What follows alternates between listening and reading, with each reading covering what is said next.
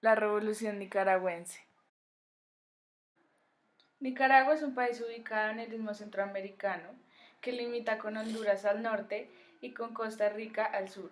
Posee costas en el Océano Pacífico y el Mar Caribe, y en cuanto a límites marítimos en el Océano Pacífico, colinda con El Salvador, Honduras y Costa Rica, mientras que en el Mar Caribe colinda con Honduras, Colombia y Costa Rica. Antecedentes. La familia Somoza creó una dinastía a lo largo de 4 décadas, durante las cuales se tuvo un mal manejo del poder y se permitió a Estados Unidos tener influencia económica, política e ideológica por medio de fuerzas militares. Esta familia, que tan solo gobernaba para tener un beneficio individual, generó que Nicaragua llegara a tener una de las peores distribuciones de ganancias en Latinoamérica, pues mientras la población vivía en un país con bajo nivel de desarrollo y tan solo ganaba $256 anuales, los gobernantes tenían en su poder el 25% de la producción agrícola. Chamorro, quien era un periodista de la clase social alta, quiso revelar a la población los actos inauditos que cometía la dinastía de la familia Somoza día a día, razón por la cual fue asesinada. El Frente Sandinista de Liberación Nacional, también conocido como FSLN, es un grupo revolucionario fundado en 1961, el cual se basa en los ideales de Sandino, es liderado por Daniel Ortega y tiene como propósito terminar con la dinastía de la familia Somoza. En el momento en el que el periodista Chamorro es asesinado, el pueblo se siente bastante indignado, ya que no se les permite conocer la realidad de Nicaragua, por lo cual el FSLN aumenta en número y luego de hacer un gran esfuerzo logra terminar con los puppet presidents manejados por Estados Unidos, es decir, logra terminar con la dinastía de la familia Somoza. ¿Fue la revolución nicaragüense exitosa? A pesar de que la revolución nicaragüense tuvo un éxito en lo político, terminando con la dinastía de la familia Somoza, esta no favoreció en su totalidad la parte económica y social del país. Por otro lado, se puede decir que los ideales políticos en los que se basaba la revolución no se tienen en cuenta hoy en día, ya que Daniel Ortega, actual presidente de Nicaragua, favorece la construcción de una dinastía muy similar a la existente previa a la revolución. En conclusión, se puede decir que la revolución nicaragüense no fue exitosa.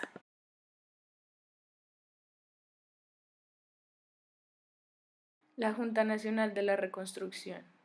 Esta junta fue creada en 1979 con el fin de restaurar la paz, instaurar un sistema de gobierno democrático popular, la reconstrucción nacional de los ámbitos políticos, sociales y económicos, tener una economía mixta en la cual se unirían y entenderían el libre comercio y la intervención estatal, una implementación de una serie de reformas agrarias y no pertenecer al bloque capitalista ni comunista.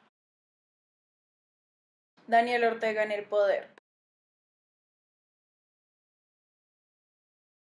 En 1982, los Contras, grupo contrarrevolucionario conformado por Estados Unidos y Honduras, fuerzan a Nicaragua por medio de la imposición del terror para que su población participe de las guerras. Por otro lado, la población se divide en los contrarrevolucionarios, la parte rural, y los revolucionarios, la parte urbana. Los sandinistas optan por tener salarios más bajos y un mayor nivel de empleos. Gracias a esto, el precio de los alimentos se deben bajar, lo cual genera que los precios de las cosechas sean muy bajos y los campesinos tengan que vender lo que produzcan por medio del contrabando. Por primera vez desde la colonia, los alimentos escasean, gracias a la falta de divisas para importar los alimentos y al conflicto armado que se vivía.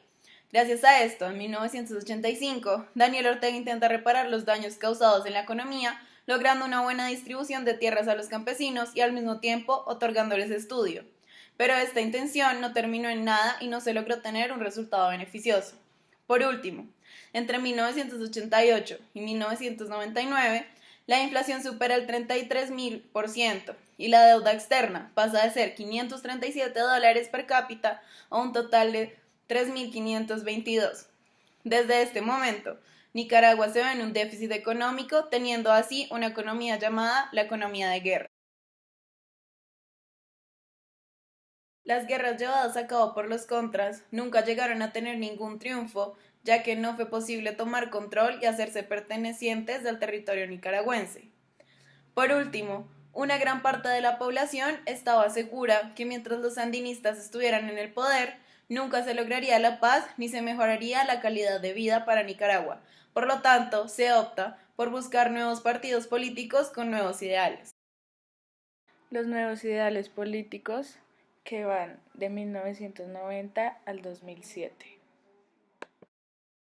En 1990, Violeta Chamorro subió al poder con el 60% de los votos, generando una consolidación de la paz y una economía estable. Por otro lado, Enrique Bolaños subió al poder en el 2002. Él hace que se genere una mejora tanto económica como social.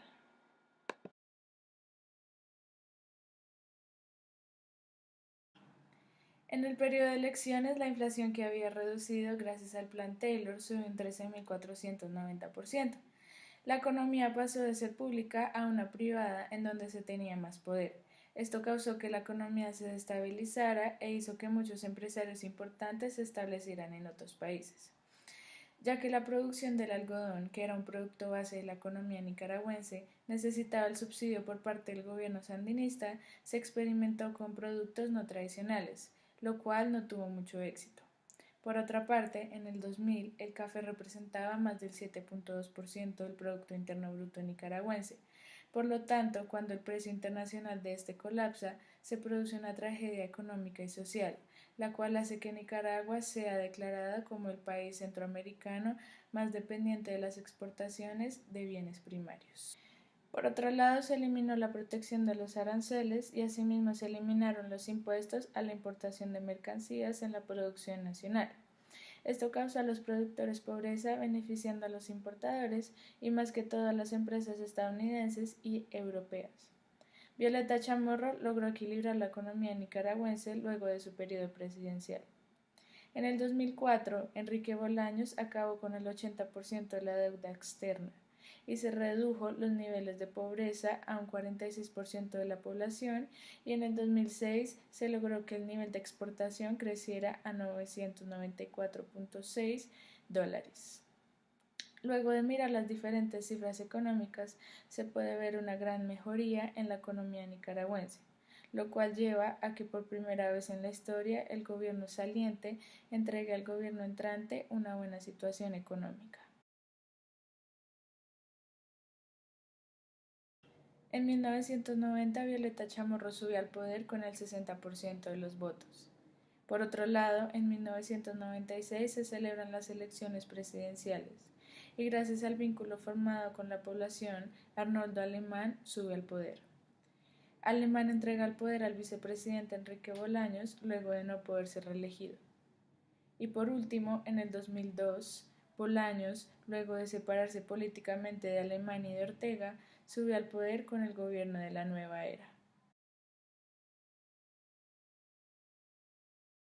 Durante el periodo de elecciones se crea una sociedad litigante que consiste en que todo se resuelve por medio de la violencia.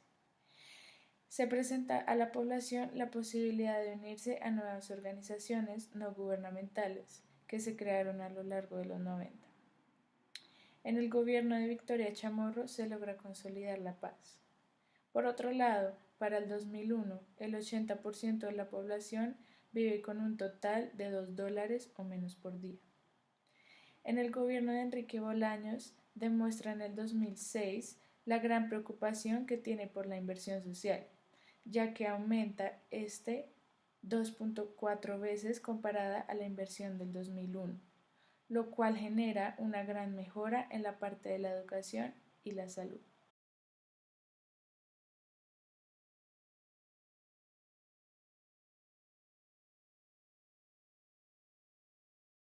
En 2007 entra Daniel Ortega al poder, un sandinista que fue líder en la revolución y ya jefe de Estado en el periodo de 1985 a 1990. A pesar de que Nicaragua contaba con 35 partidos políticos, en 2004 ya casi no habían partidos, y para las elecciones del 2006 solo hubo 5 candidatos patrocinados, lo que permitió una mejor identificación del votante. Por otro lado, la popularidad de Daniel Ortega parece incrementar cada vez que Estados Unidos intenta postular un candidato presidencial. Por esta razón, Daniel Ortega fue reelegido en el 2012, luego de hacer modificaciones a la Constitución. Listo.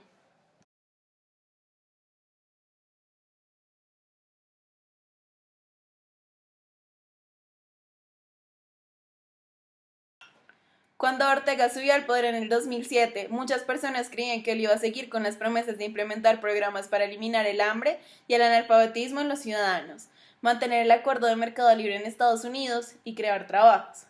Lastimosamente, Ortega no cumplió con nada de esto y en cambio empezó a suspender cubrimientos periodísticos importantes para el país y empezó a negar el acceso de los medios a los documentos gubernamentales. También, después de la recuperación en el 2010, la economía creció en un 5.1% y la inflación estuvo controlada con un 8% en el 2011. Por otro lado, para el 2013, el crecimiento económico estimado fue del 4.2%. Finalmente, para el 2015, la tasa de crecimiento económico será aproximadamente del 5.6%.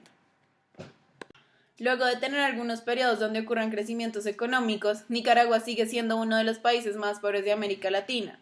A pesar de esto, es un país en vía de desarrollo, lo que permite mejoras en la parte social, aumentando la oferta de trabajo y saliendo poco a poco de la pobreza.